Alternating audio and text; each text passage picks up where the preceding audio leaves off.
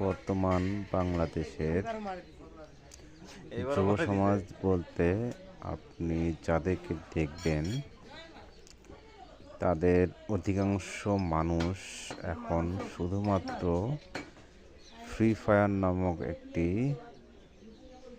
গেমের সাথে জড়িত হয়ে গেছে।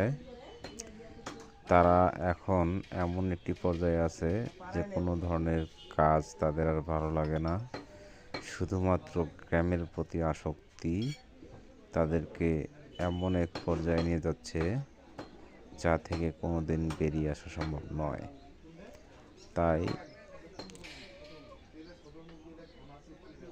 অনলাইন ভিত্তিক যত রকমের জুয়া আছে সব ধরনের জুয়া থেকে যেন যুব সমাজ বেঁচে থাকতে পারে, সেই ধরনের পদক্ষেপ যেন সরকার নেয়, এটাই আমার সরকারের কাছে কামনা থাকবে। সকলকে ধন্যবাদ।